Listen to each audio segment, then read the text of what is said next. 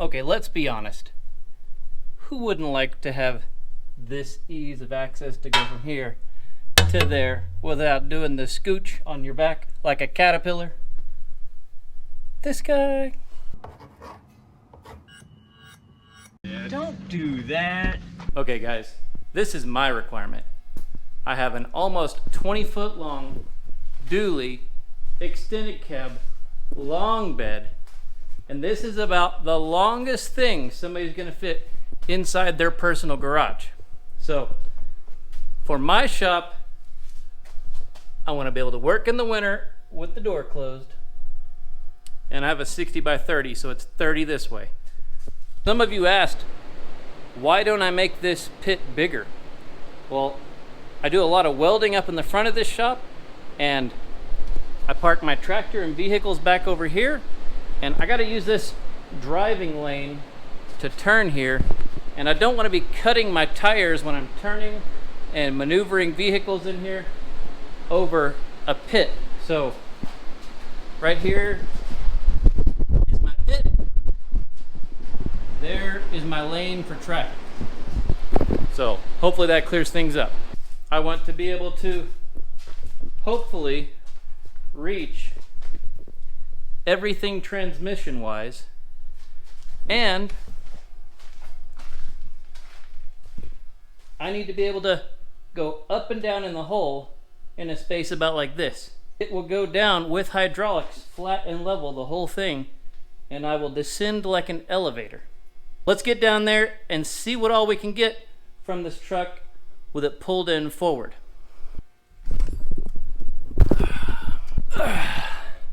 Come on inside, let's check this out. Okay, so if you're planning on using this for something longer than this truck, then you need a professional shop. You need a professional lift. You need a professional service that you're providing to somebody, and this is going to be out of your range. So this is for the individual who's thinking, I would like to have a pit in my personal garage. I have no ceiling height for a lift to do above ground lift, and I would like a, let's see what's possible things. You could have a storm shelter. You could potentially have motorcycle storage down here. You could have a wine cellar, pew pew closet down here, a vault. I don't know.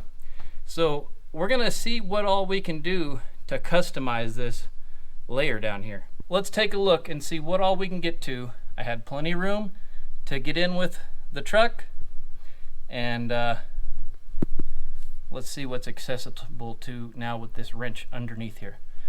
I'm hoping from the front end, everything up to the transmission, and I'll be really happy, because if I can disconnect the back drive shaft, on the back end, I'll just have my rear axle and a fuel tank, maybe spare tire, maybe some bed bolts, but I want to be able to get to half the truck with it pulled in forward and half the truck pulled back. And most likely your personal vehicle is going to be shorter than this. We have transmission pan here. Okay, I'm going to keep the camera kind of square with the edge of the hole, and I can disconnect my drive shaft from here. Okay, so this is the D-mark point. We're about 10 inches from the drive shaft disconnect. So we'll remember that when we turn the truck in backwards to see how far we can get. Once you have that disconnected, then you got your fuel tank back there and you got your rear axle. There's not too much work in this mid area. Imagine we just took a 30-second trip down here, and we're gonna have all of our tools lined up. We're gonna have shop air down here. We're gonna have electricity down here. We're gonna have lights pointing up. Tell me in the description what you think should be down here. Stuff you use commonly.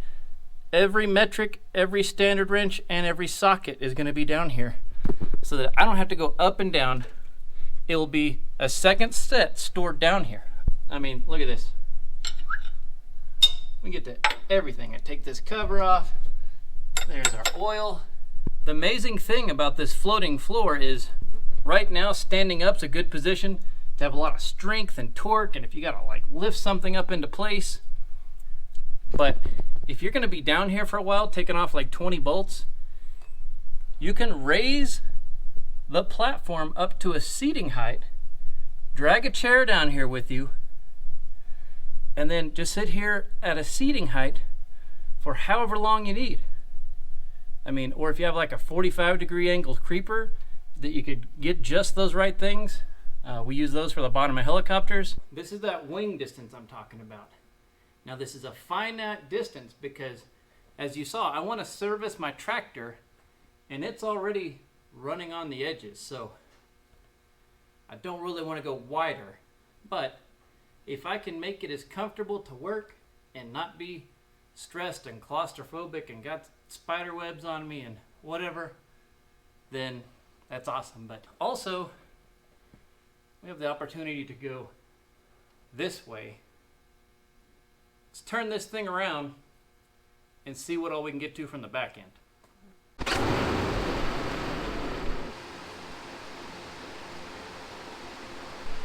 The front of the truck's in here, garage door's closed. Let's see what our halfway point is and what all we can get to from the back end. Up at the front where you can see that crossbar up there, that's where we showed you that we could disconnect this drive shaft. We can disconnect that exhaust from up there. Now, this whole middle section is almost nowhere land. Now I can reach here, real nice and easy, no big deal. I can reach way back into here if I had to, and that's still way better than if I were to try to crawl underneath here. In my opinion, this is easy. I can reach from here to here, no inchworming along. Here's the fuel tank. So that's easy access. That's real good. Boom, boom. Now we got our back axle. We can disconnect our rear drive shaft here for a short or regular bed. But I probably won't even have to put my oil changing clothes on anymore. I'll just come out here after Sunday church and just go change the oil. No big deal. But look at the accessibility. Okay, so I'm gonna crawl out of here and let's do some whiteboarding on why I'm gonna widen out and do my walls a top pour instead of a side pour. No, not the whiteboard. Who said that? So originally I thought, oh, I'll just take my concrete and I'll make some nice clean cuts here and here, and then I'll just carve this out 4 inches deep, nice and perfect, like a perfect little student. And then I'll carve out my places for my shelves and it'll be all cool. I'll put my forms here, fill them all up, and that'll be great. But now what has actually happened with all this extra sand that I have is, so now we have our edge of our concrete, and now we have this layer of sand fill, and it may be falling and caving in like this. Sand fill. So all of this sand fill can just fall in here while we're trying to work this stuff, and so then we can have a void and a gap right there. So now I thought, oh man, I'll make really exact forms and really exact measurements and it'll be awesome and just square, and we'll use the packed in dirt. Okay, so this is the why they do it different, because of this gap and this void. So now we're going to have our concrete slab cut. We're going to cut it back the width that we want our walls here, and our form needs to come up here and be a little taller than the slab here and here for our 40-inch measurement.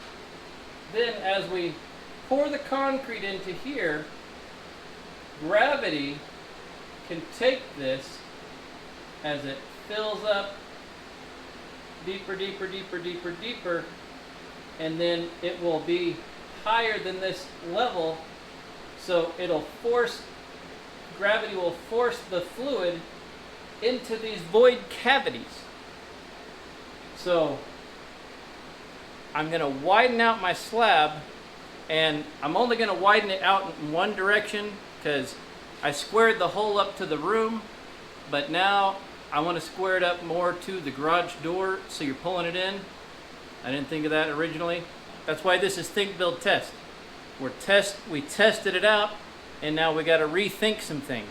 Like, this is practical engineering, so we're in discovery. This is the why the professionals already knew how to do it, but they may not even know why they're doing it. They just were taught to do it. Now, this is going to be our hole. We got 40 inches here. I'm going to take and move it outwards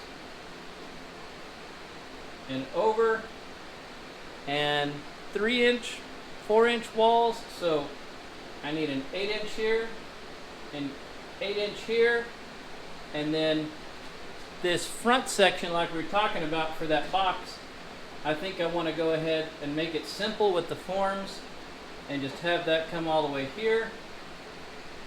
The platform will still be this area, but this will be a secondary hatch for accessing the hydraulic pump and handle, and potential additional escape route if something gets stuck.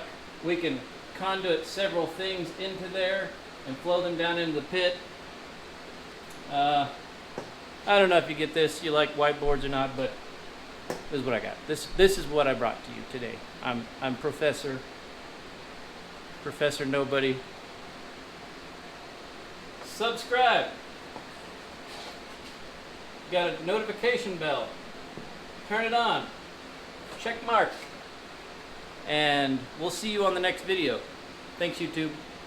Hey, I put the lotion on. Can I get out of here already? Please, mister. Please, let me out. Hey, between you and me, brother, that thing with you, the dog's coming off a little fruity. It puts the J dirt in the hole. Anybody, help me. Hello, is it me you're looking for?